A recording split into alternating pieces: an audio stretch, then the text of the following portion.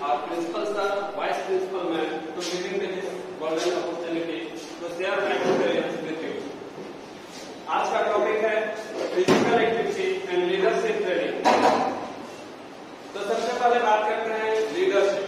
Leadership होता क्या है? क्या लीडर को तैयार किया जा सकता है? क्या लीडर खुद बन जाए? जी हाँ, बिल्कुल। लीडर को कोई तैयार नहीं कर सकता। ये लीडर का गुण जो होता है वो व्यक्ति विशेष में खुद ब खुद आता है। एक अच्छा लीडर किसी भी टीम को, किसी भी आप उसको ले लें, किसी भी माहौल में, चाहे वो खेल से रिलेटेड हो या पॉलिटिक्स से हो या अदर फील्ड में, एक अच्छा लीडर सभी चीजों में अपनी टीम को आगे लेकर जा सकता है। जैसे हम एग्जांपल के तौर पर बात करें क्रिकेट की। क्रिकेट में एक लीडर है महेंद्र सिंह धोनी, जिन्होंने टीम इंडिया को बहुत ऊंचाइयों पर लेकर गया। टीम इंडिया इससे पहले भी क्रिकेट खेला करती थी, लेकिन कोई भी लीडर इस ऊंचाई पर टीम को नहीं ले जा पाया था। तो ये गुण क्या महेंद्र सिंह धोनी सीख कर आए या उनके अंदर ये गुण खुद ब खुद था? जी, महेंद्र सिंह धोनी ने ये गुण कहीं सीखा नहीं, ये उनके अंदर का गुण था। जैसे मैं एग्जांपल के तौर पर यहाँ पर दो टीचर्स को बुलाना चाहूंगा। कोई भी दो टीचर्स आ जाए सामने प्लीज।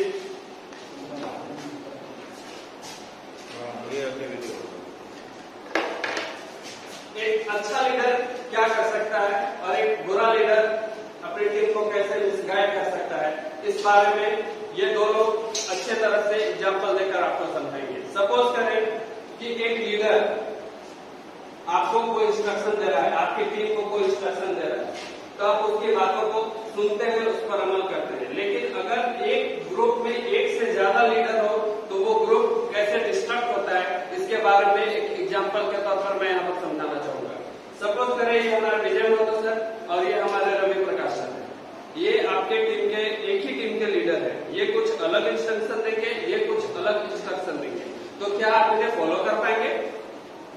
नहीं, बिल्कुल इन्हें आप फॉलो नहीं कर पाएंगे, क्योंकि इनका इंस्ट्रक्शन अलग अलग होगा। ठीक उसी प्रकार अगर ये दोनों मिलकर सिर्फ एक ही इंस्ट्रक्शन देते हैं तो आप उन इंस्ट्रक्शन को फॉलो कर सकते हैं। इसलिए कहा जाता है कि किसी भी ग्रुप में एक से ज्यादा लीडर नहीं हो सकता। जैसे हम गली क्रिकेट की बात करते हैं, हम गांव भर में क्रिकेट का मैच खेलते हैं तो वहां पर बोलते हैं कि आज का कैप्टन मैं बनूंगा, आज का कैप्टन मैं बनूंगा। कोई दूसरा बोल रहा है कैप्टन मैं बनूंगा, तीसरा बोल रहा है कैप्टन मैं बनूंगा। इससे क्या होता है कि सेम डे टीम जो है वो अच्छा परफॉर्म नहीं कर पाता है।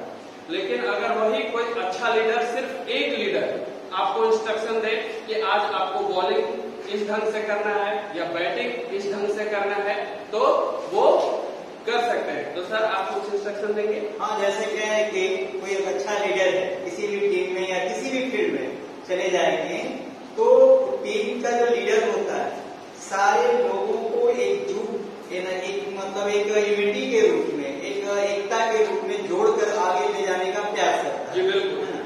अगर उसके भीतर इस तरह की एबिलिटी होती है तो निसंदेह जो टीम है वो सक्सेस करता है, कभी हार का सामना नहीं करना पड़ता है उसको। जैसे फॉर एग्जाम्पल मैंने बताया कि किसी भी फील्ड में, जैसे क्रिकेट की टीम में, अगर टीम का जो लीडर है, कैप्टन, अगर सुचारू रूप से सारे लोगों को इंस्ट्रक्शन एक सेम वे में दे रहा है तो ऑब्वियसली सारे लोग उसको फॉलो करेंगे और आगे बढ़ने का प्रयास करेंगे और लास्ट में क्या होता है, उस मैच को जीत लेते हैं। Thank you Vijay sir. ठीक उसी प्रकार जैसे मैं एक एग्जाम्पल के तौर पर बताना चाहूंगा। सही है सर, थैंक यू। उसी प्रकार मैं एक बात बताता हूँ कि विजय महतो सर की जगह अगर मैं आपको बोलूँ इंस्ट्रक्शन दो कि आप अपना राइट हैंड ऊपर करेंगे, तो आप क्या करेंगे? अपने दाएं हाथ को ऊपर करेंगे। और उसी समय सेम समय अगर रवि प्रकाश सर आपको बोले कि अपना लेफ्ट हैंड ऊपर करें, तो आप कंफ्यूज करेंगे कि किसकी बात सुनी जाए, राइट हैंड ऊपर करना है या लेफ्ट हैंड ऊपर करना है।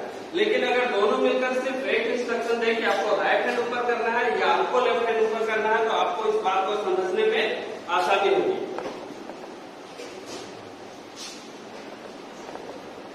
लीडरशिप क्वालिटी, ये की पॉइंट है। Leadership qualities and role of a leader, creating leader through physical education, meaning, objective and types of adventure sports. Adventure sports में बहुत सारे गेम्स आते हैं, जैसे rock climbing, trekking, river rafting, mountaineering, surfing and paragliding.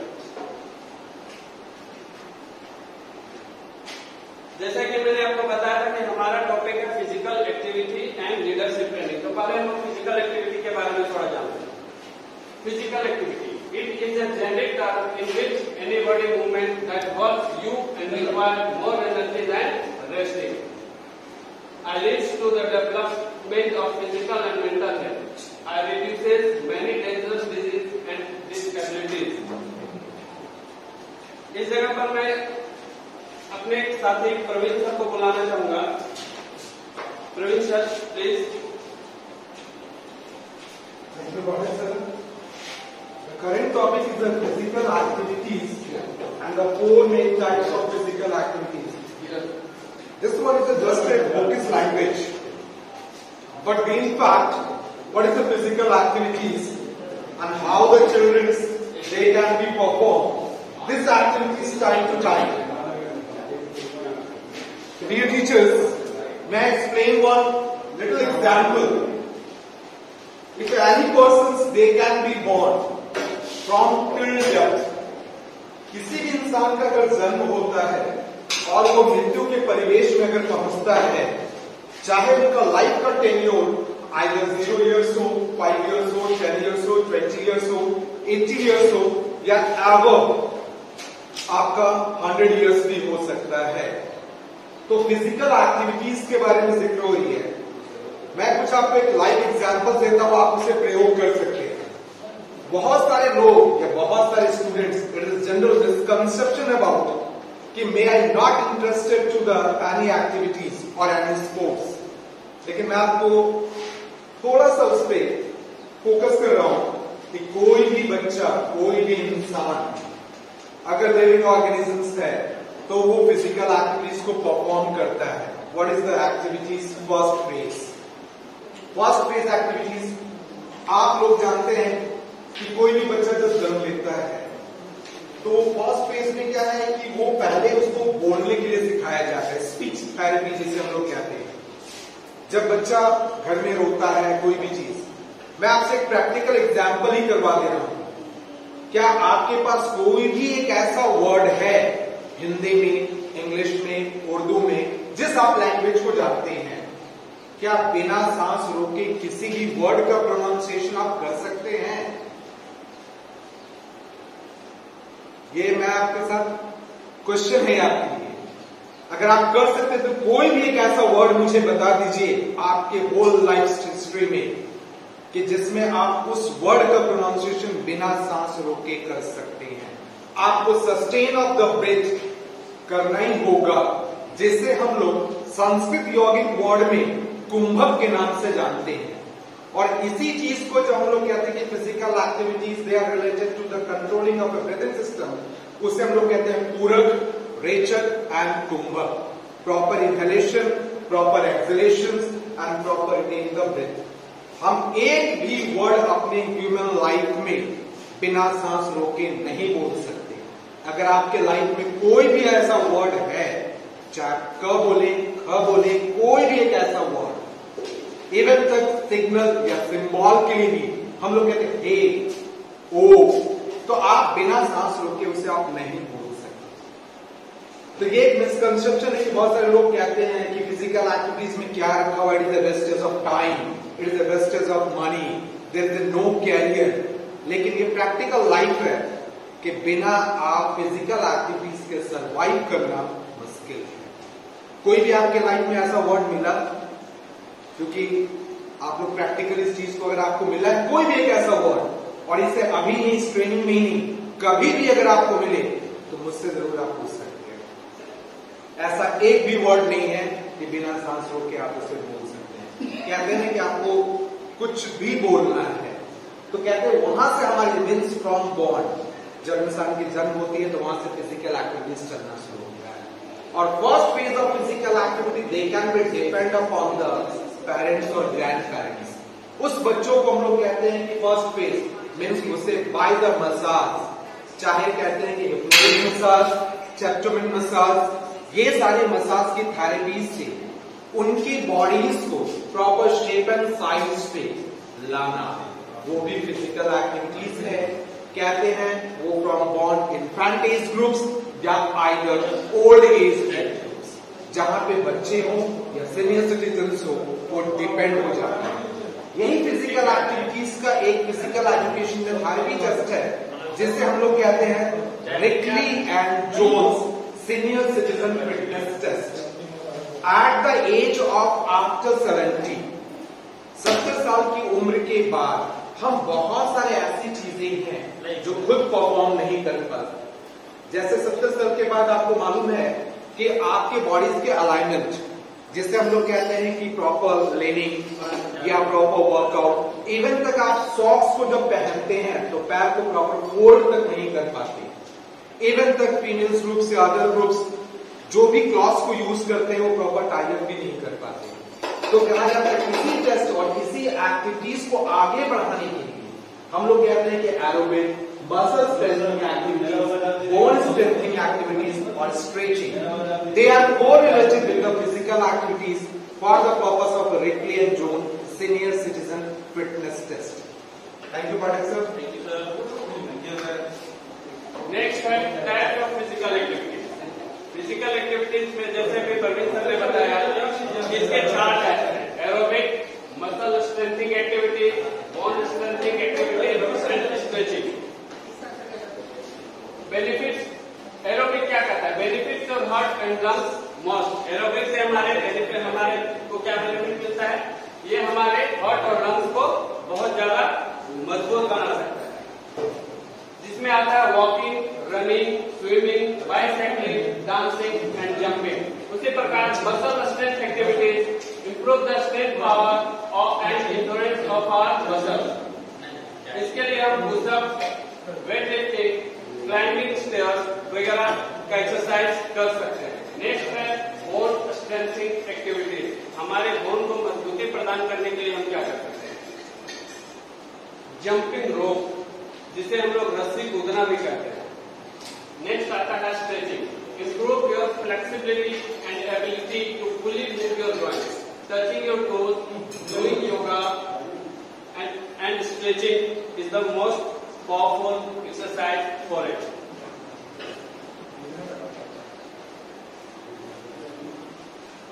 Physical activity increase the quality of life. जैसा कि Praveen sir ने भी बताया कि फिजिकल एक्टिविटी हमारे लाइफ को और ज्यादा, लाइफ के क्वालिटी को और ज्यादा इंप्रूव कर सकता है। उसके लिए क्या है? Increase in the health of the heart, lower blood pressure, less chance of heart attack, increase mental health. हमारे मेंटल हेल्थ को भी फिजिकल एक्टिविटी बहुत हद तक सुधार कर सकता है, जिसमें है physical activities increase circulation of oxygen to working muscles, increase energy level of body, a person feels happy, improves mental health, helps in controlling weight. Physical activity से हमारा वेट जो है वो कंट्रोल में रहता है। उसके लिए कुछ एक्टिविटीज हम कर सकते हैं, जिसमें physical activities burning of extra calories, maintaining weight control, protection of disease like diabetes, heart problem etcetera. तो जब हमारा वेट बढ़ता है तो बहुत सारे प्रॉब्लम्स हमारे साथ खुद ब खुद जुड़ते चले आते हैं, और इन प्रॉब्लम्स को कम करने के लिए या सुधारने के लिए हम इन एक्सरसाइज को कर सकते हैं।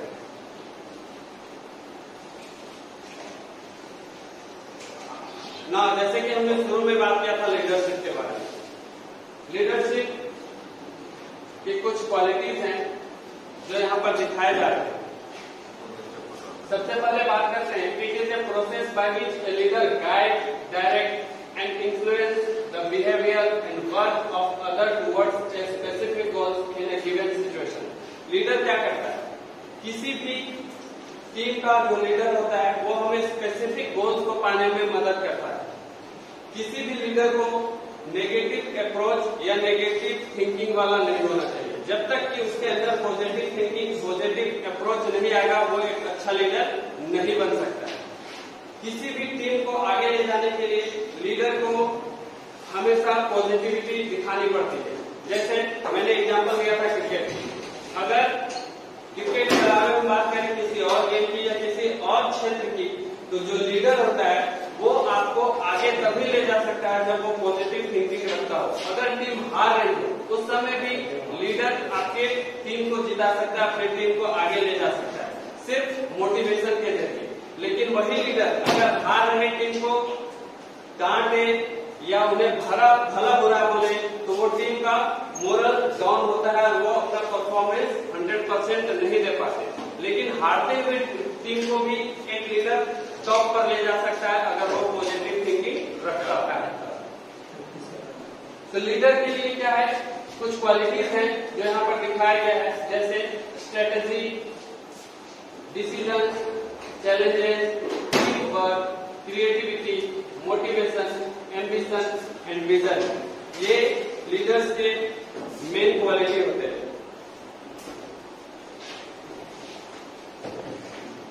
यहाँ पर लीडरशिप को एक्सप्लेन किया गया है। लीडरशिप को एक्सप्लेन किया गया है, इसमें देखिए लीडर से क्या क्या है। लीडर है लॉयल्टी और लीडरशिप, जिसमें LEADERSHIP इस लीडरशिप को पूरा एक्सप्लेन किया गया है। उसमें है E से इंडोरेंस और एनर्जी पर्सनालिटी, A से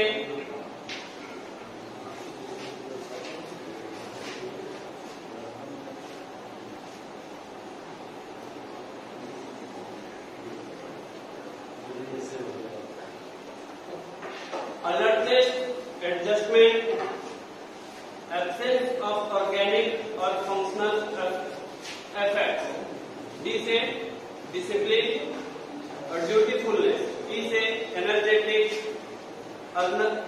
earnestness, R से reliability, right thinking, right judgment, S से sincerity और sympathy, H से health and honesty, I से intelligence, impartiality and P से presence and public relations।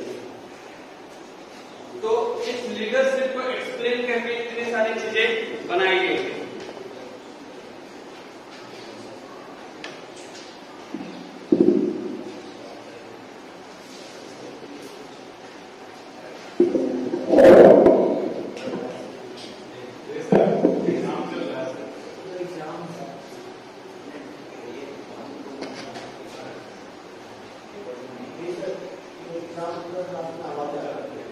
जैसा कि हमने क्वालिटीज ऑफ ए लीडर की बात की थी, क्वालिटीज ऑफ ए लीडर क्या क्या है?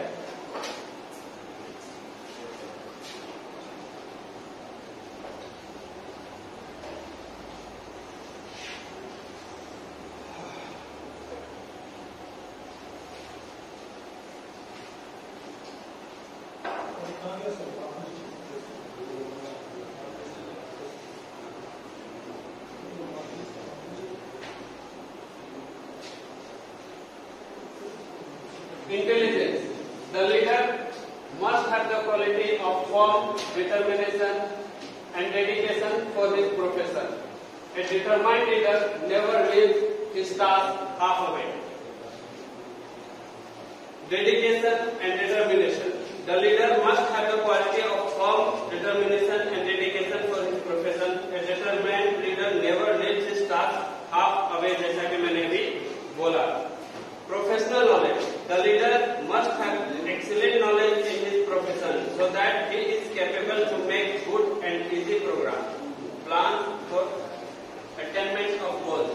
जैसे कि मैंने अभी बताया था कि जो लीडर है उसको अपने प्रोफेशन के बारे में अच्छी नॉलेज होनी चाहिए, वो किसी भी डिसीजन को लेने में कैपेबल होना चाहिए और अपने प्रोग्राम और प्लान्स पर अच्छे से फोकस कर सके, ऐसा होना चाहिए। Good health and personality. The leader must have good personality traits which can influence the growth effectively. Leader must have physical fitness so that he should not feel any type of fatigue or completing the delay task. जैसा कि मैंने बताया कि leader जो होता है उसे खुद भी अच्छा परफॉर्म करना पड़ता है। उसके परफॉर्मेंस को देखकर उसके टीम, उसके साथी उसकी ओर जुड़ते चले आते हैं और उनकी बातों को सुनकर अमल करते हैं। अगर वो खुद अच्छा प्रदर्शन नहीं कर पाता है तो उसकी टीम भी पीछे रह जाती है।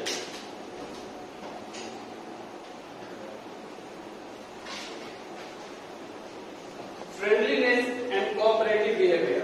A leader should be cooperate with his followers and make friendly environment, which will be very helpful for achieving the desired goals. अगर लीडर फ्रेंडली हो, कोऑपरेटिव हो, तो हम गोल को आसानी से पा सकते हैं। लेकिन अगर लीडर फ्रेंडली और कोऑपरेटिव ना हो, तो ये टीम के लिए बहुत हानिकारक होता है। Honest Honest leader will always utilize the material and funds for the better learning of the group, which is welcomed by the group, and it leads to the attainment goals very smoothly and honestly. Discipline. The leader who is disciplined can lead group in disciplined manner. Regularly and punctuality is the best example for disciplined behavior. अगर group का leader ही discipline ना हो तो team कभी भी discipline नहीं हो सकती। टीम लीडर को हमेशा पंक्चुअलिटी और रेगुलरिटी पर फोकस करना चाहिए, जिसे देखकर उसकी टीम भी उसके साथ रहे। अगर लीडर ही हर काम को देर से करे, पंक्चुअलिटी में ना रहे, डिसिप्लिन में ना रहे, तो उसकी टीम किसी भी हाल में डिसिप्लिन में नहीं रह सकती। Emotionally balanced. The leader should maintain his emotion, which give power to the utility of group, like fear, anger, and anxiety should be balanced. The emotional disturbance often consume too much of mental energy, which can be used for work.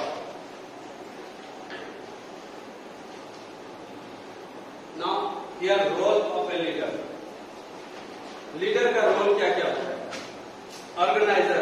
Leader acts an organiser and distributes the work among the follower, which save energy and time, which helps the group to work in systematic manner. Leader को organiser के जैसा होना चाहिए। वो हर काम को अपने group में बांट दे ताकि इससे समय की बचत हो और एनर्जी की भी बचत हो। अगर लीडर एक ही व्यक्ति को सारा काम दे दे तो इससे क्या होगा? इससे समय भी ज्यादा लगेगा और एनर्जी भी ज्यादा लॉस होगी।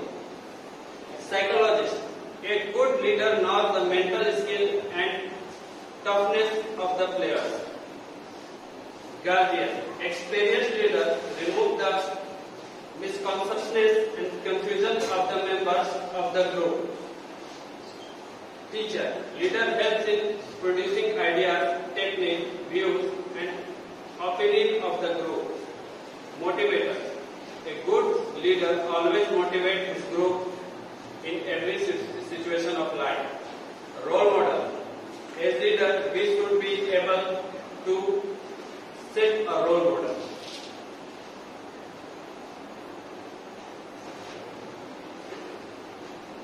अब नेक्स्ट मैं प्रवीण सर से आग्रह करूंगा कि वो आए और इस पर थोड़ा प्रकाश डालें।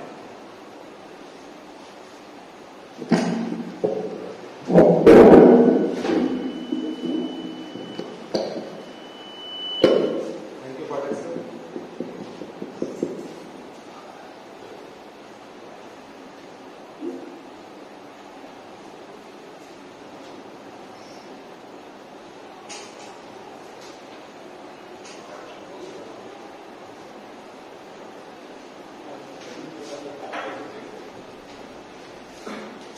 Role of a leader. Basically, the 5 laws of a leadership qualities are there. जिसे हम लोग कहते हैं कि 5 laws of leadership qualities. ये 5 laws है क्या किसी भी leadership qualities को? कहते हैं कि leaderships लीडर, दोनों में फर्क है। Leadership those who tackle the group और those who fix the target and they can be try to complete that work within a time frame. That is the leadership quality. And leaders means those who only instruct the way how to complete the work, but they are not involved in that work. So leadership organizers, psychologists, guardians, teachers, motivators and role models. These are the basically those who provide the things how the leaders they can be work. Suppose organizers, any sports organizers or any psychologists or guardians, teachers, motivators or role models. Basically in the field of physical education,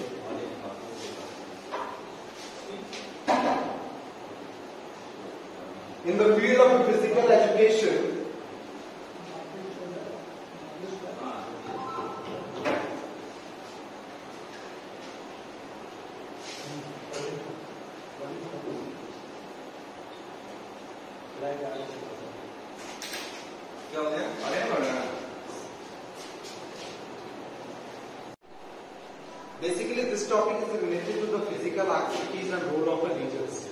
So these slides are related to these sports coaches or sports mentors, how to prepare the leaders in the way of a physical education. The first one is the manager of the team, coach of the team, official of the match, leaders for warm-up and demonstration of the mass drills. These things are related only for the primary and senior secondary. But above the 10+2 students, those who study in the colleges level,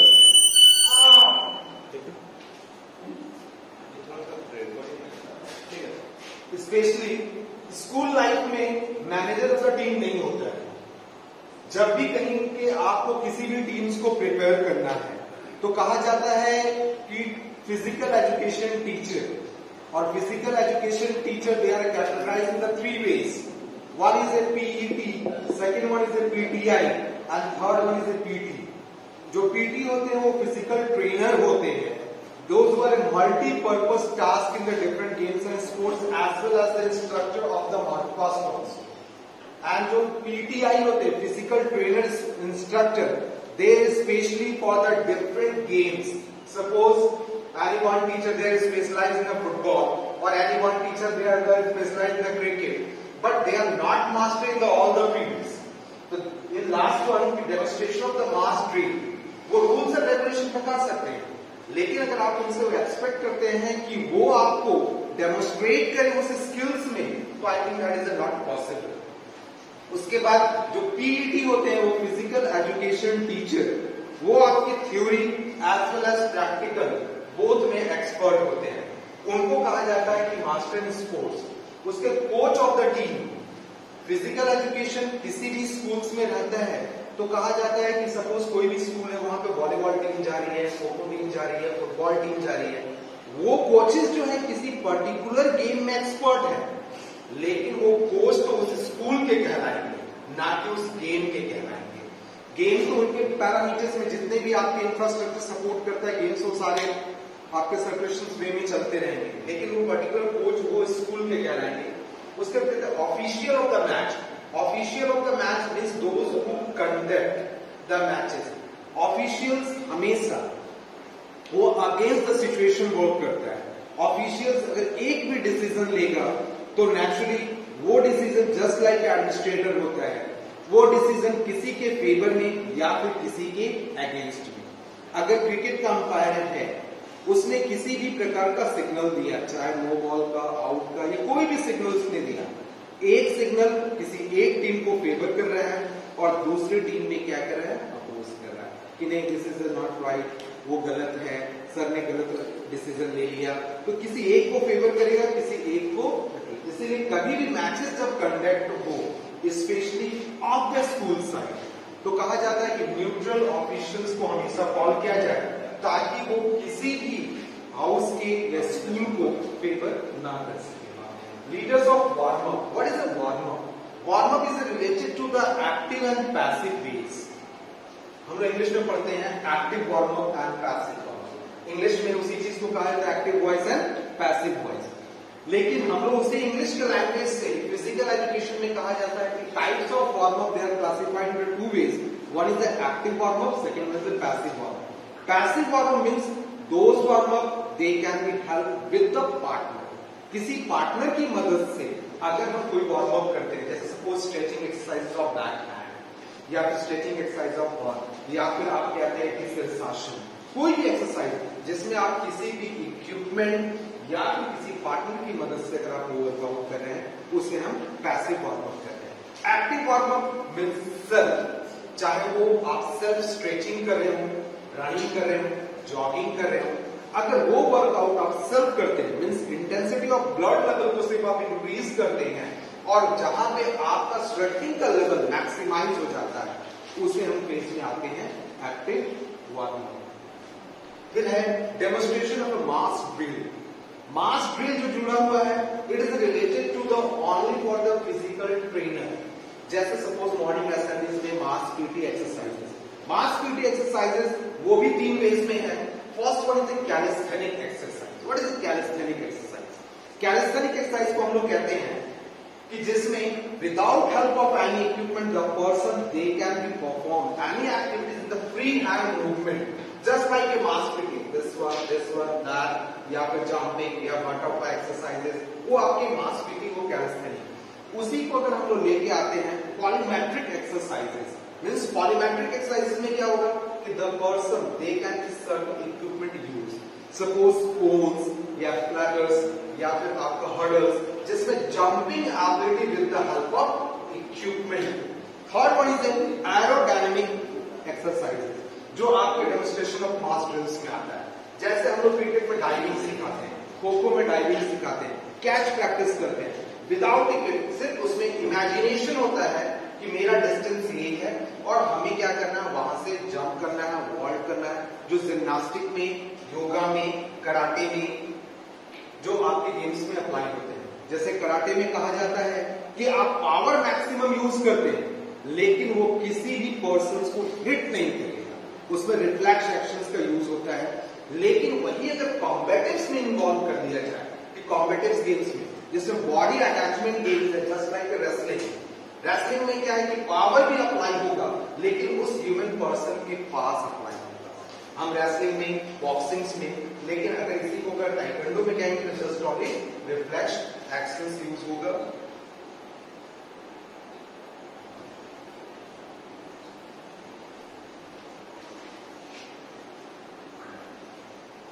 next one is adventure sports.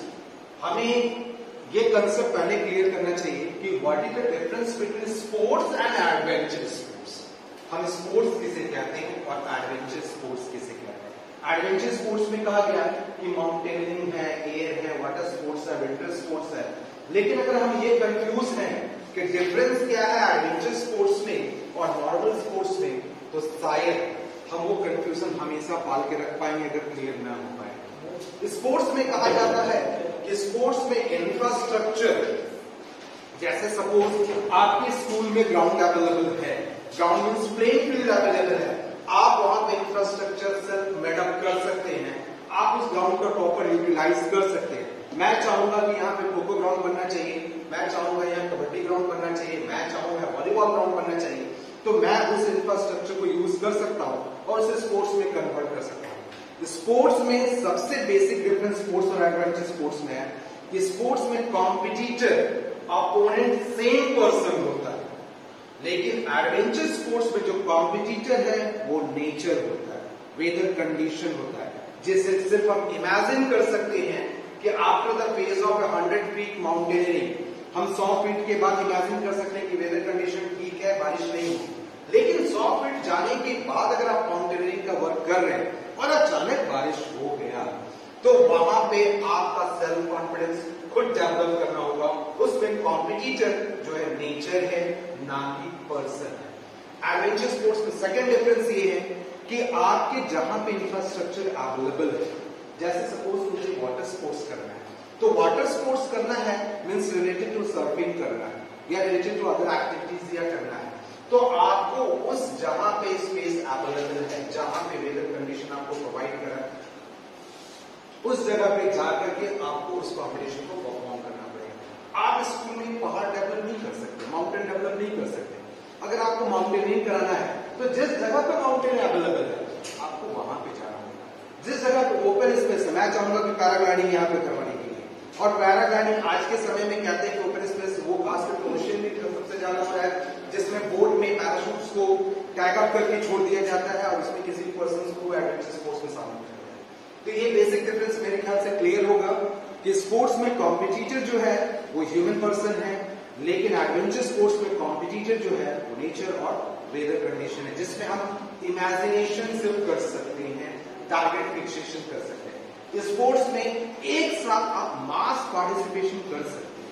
मैं चाहूंगा कि marathon races को implement किया जाए और marathon races में एक साथ मैं 2000 बच्चों को दौड़ा सकता हूं। लेकिन अगर मैं चाहूं कि माउंटेनियरिंग के लिए बच्चों को लेके गया हूं, एक साथ में 2000 बच्चों को माउंटेनियरिंग में इन्वॉल्व नहीं कर सकता। उसके बाद categorise in 4 parts. Adventure sports of a mountains, adventure sports in air जिसे हम लोग एरो स्पोर्ट्स के नाम से भी जानते हैं, वाटर स्पोर्ट्स जिसे हम एक्वा स्पोर्ट्स के भी नाम से जानते हैं, और विंटर स्पोर्ट्स। विंटर स्पोर्ट्स का मतलब ये हुआ, इससे रिलेटेड विंटर स्पोर्ट्स में आपका समर और विंटर ओलंपिक को डिफाइन है। विंटर ओलंपिक का ड्यूरेशन जो है 2 इयर्स के गैप के बाद 1 ईयर उसको सब्स्टिट्यूट कहा जाता है। और जब ओलंपिक की शुरुआत हुई थी तो ओलंपिक की जो फर्स्ट बेसिक शुरुआत हुई थी वो 1896 में एथेंस में हुआ था, और कहा गया कि ओलंपिक का पहला इतिहास है कि ओलंपिक ने सेंचुरी को डेवलप करने के लिए, मींस एनिवर्सरी को बनाने के लिए उन्होंने फिर से 1986 में मींस 100 साल जो पूरे किए तो वो 10th एनिवर्सरी को सेलिब्रेट करने के लिए ओलंपिक्स के रूल्स को भी तोड़ा गया था। लेकिन जो कहा जाता है कि ओलंपिक्स हो गया, वर्ल्ड कप्स हो गया, ये सारे का गेम्स का ड्यूरेशन 4 इयर्स है। लेकिन ओलंपिक इतिहास ऐसा है कि ओलंपिक्स 3 ओलंपिक्स ऐसा हुआ है जो 2 साल के ड्यूरेशन में भी कंप्लीट हुआ है। हम लोग कहते हैं कि इंडिया में मेडल नहीं आता।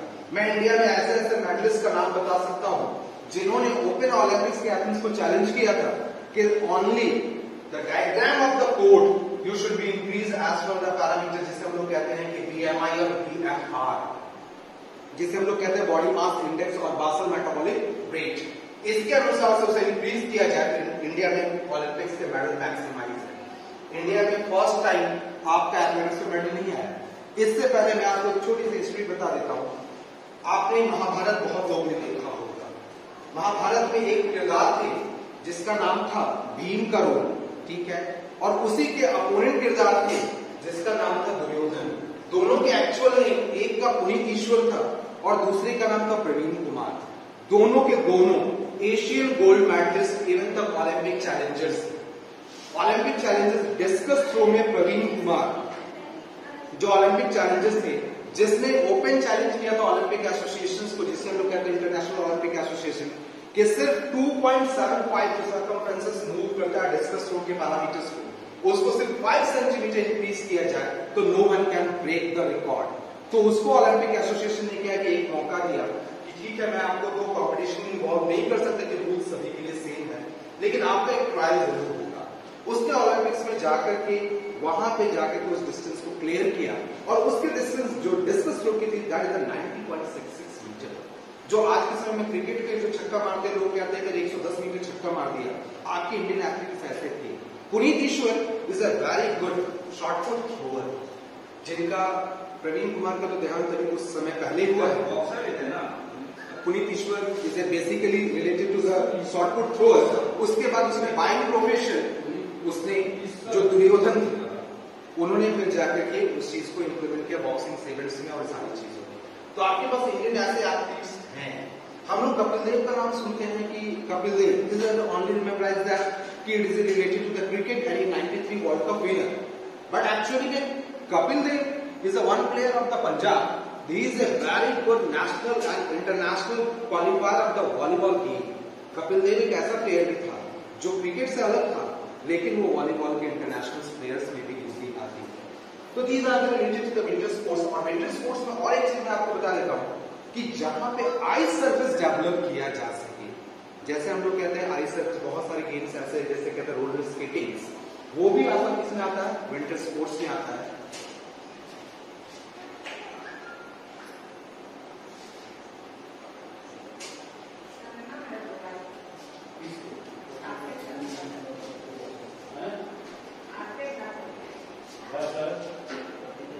एडवेंचर स्पोर्ट्स क्यों करना चाहिए और उसका मेन मुख्य उद्देश्य क्या है? Rather to improve a positive attitude. Why do you written there to improve a positive attitude? Positive attitude means if the person in the adventure sports, they will correlate with the self-confidence develop and they will qualify against the nature or against the situation. Second one is to build a self-confidence. Third one, to develop a concentration and attention. To build a self-concentration and attention. एक बार अगर आप adventure sports में किसी भी sports में अगर आप involve हो जाते हैं तो जब तक आप टारगेट को फुलफिल नहीं कर सकते तब तक आप उसमें स्टे बैक नहीं कर सकते. To improve curiosity. क्यूरियोसिटी का मतलब होता है हमेशा यू डोंट नो कि which type of weather condition they are applicable in that adventure sports. Third one, to channelise the surplus energy, to develop leadership qualities, to develop a physical fitness, to develop social relationship. Social relationship means अगर आप adventure sports करें तो आपको क्या मालूम कि what is the social relationship. लेकिन at the time of the mountaining या at the time of the ocean या at the time of the paragliding, अगर आप किसी प्रकार का एडवेंचर स्पोर्ट्स परफॉर्म करें, suppose your competitor, your partner, they are not good or they are not physically fit in that phase, so means you will support them and try to complete that target within that frame. Informations. Next, sorry. Before that, you provide recreation. Recreation means क्या होता है? मनोरंजन. Information, knowledge of enhancement. आप जब किसी भी games and sports related sports को perform करेंगे तो आपकी जो नॉलेज है, इंफॉर्मेशन है, वो क्या होगा? हमेशा एक स्टेप्स के बाद क्या होगा? Stress booster. आप अपना माइंड रिलैक्स भी कर सकते हैं. Thrill, excitement and fun and self assessment, which are the lectures are available in the individual persons. You after the competitions, you also self-assess there.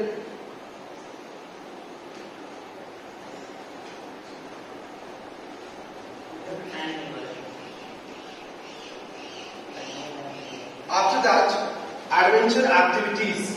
The activities related to rock climbing, river rafting, trekking, mountaineering and surfing. Rock climbing is related to the ground sports. River rafting is related to the water sports. Trekking is also means duration of a long gap, means more than 2 days or more than 10 days. The persons, they can be friendly with the nature. They also try to survive with the nature maximum 2 to 3 days with the minimum equipment. Mountaineering is related to the mountain sports or the adventure sports. Surfing is against the river flow. The person, they can be served with the help of boat. Next one, types of adventure sports. May I request to Patel sir, please continue.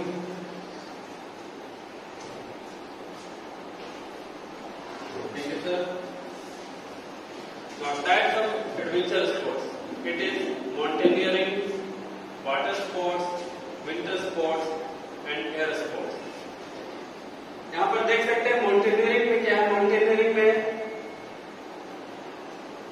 Trekking, mountain biking and cycling, rock climbing, जैसा कि Praveen sir ने बताया, ये सब adventure sports में आते हैं. ठीक उसी प्रकार विंटर स्पोर्ट्स में surfing, extreme canoeing, cliff diving, barefoot water skiing, wind surfing, scuba diving, rowing, water polo and river rafting, ये सारे गेम वाटर स्पोर्ट्स में आते हैं. ये कुल 4 पार्ट में है, जिसमें थर्ड पार्ट है विंटर स्पोर्ट्स. विंटर स्पोर्ट्स में प्रवीण सर ने बताया था भी ice climbing, ice boating, snow boarding, skiing, snowmobiling, skiing, mountaineering, skating and bob sliding, ये सारे विंटर स्पोर्ट्स में आते हैं. विंटर स्पोर्ट्स जनरली वैसे जगहों पर किया जाता है जहां आइस मिले, जहां बर्फ मिले. नेक्स्ट है एयर स्पोर्ट्स. एयर स्पोर्ट्स में paragliding, hot air, ballooning, zip lining, bungee jumping, base jumping, sky diving, hang gliding, sky surfing. ये सारे हवा में दिखाने वाले करतब हवा में दिखाने वाले खेल हैं।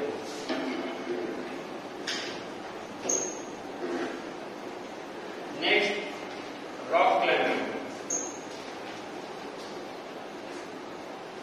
Rock climbing, it is one of the dangerous activity in which participants climb up and more across the rocks like walls with full of alertness, flexibility, power, coordination, etc.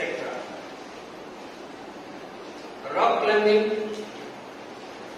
जिसमें बहुत तरह के मटेरियल्स यूज किए जाते हैं, safety measures का ध्यान रखा जाता है क्योंकि ये बहुत ही डेंजरस गेम है। इन मटेरियल्स में first aid kit, clothing, helmet, water bottle, torch light, harness, climbing shoes, rope, carabiners और सनग्लासेस आते हैं। ये मटेरियल्स रॉक क्लाइंबिंग के लिए मोस्ट इंपॉर्टेंट है। सेफ्टी मेजर्स का भी ध्यान इसमें रखा जाता है। इसके लिए before climbing make sure you have tied properly your harness, buckles of jeans and knots of cords. इसमें बहुत सारी चीजें होती हैं जिसमें रस्सी के सहारे हम पहाड़ पर चढ़ते हैं, जिसमें हार्नेस और नॉट कोर्ड का जो नोट होता है, इन सब चीजों को हमें अच्छे से टाई करना पड़ता है। Helmet protects head from falling on rocks and falling of rocks also. Helmet क्या करता है कि अगर गलती से हम पहाड़ से गिरते हैं या पहाड़ का कोई टुकड़ा हम पर गिरता है तो हमारे सिर को बचाता है। इसलिए मोस्ट इंपॉर्टेंट चीज हेलमेट का भी यूज किया जाता है। Use proper ropes for climbing, अच्छे रस्सी की जरूरत पड़ती है पहाड़ पर चढ़ने के लिए। Always wear climbing shoes because gripping can prevent us from falling. इसमें एक अलग प्रकार के शूज आते हैं जिसे क्लाइंबिंग शूज कहते हैं। वो हमें क्या करता है कि हमें पहाड़ पर चढ़ने में ग्रिप बनाता है, जिससे हम पहाड़ से गिरने से बच सके।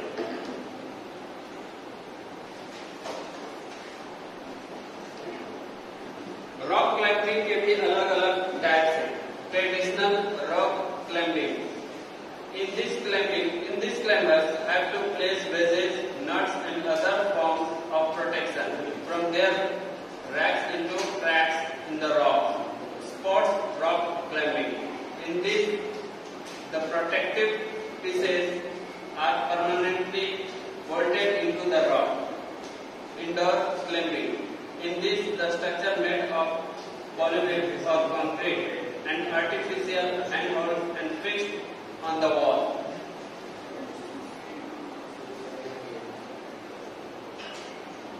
इस प्रकार के रॉक क्लाइंबिंग में बहुत सारे टेक्निक्स का यूज किया जाता है।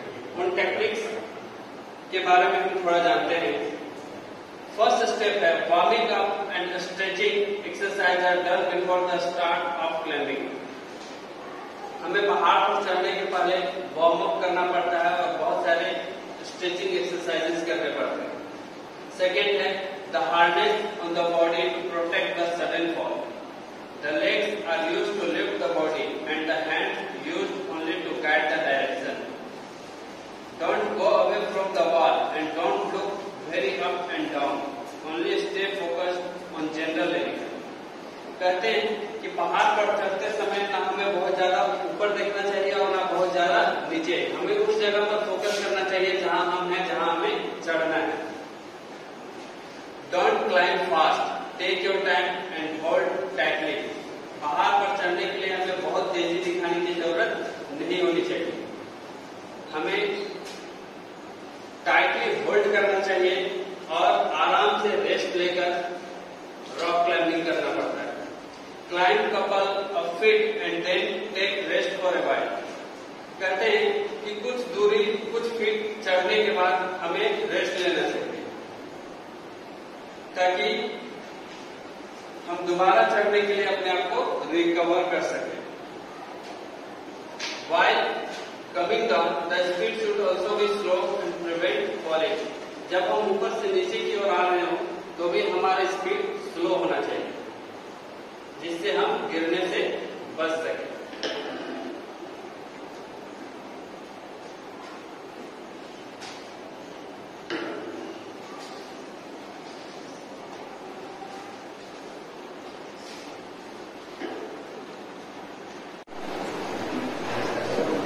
लीडरशिप के बारे में समझने के लिए मैं आप लोगों को एक छोटा सा वीडियो दिखाता हूँ, आप लोग उसे देखें और एंजॉय करें।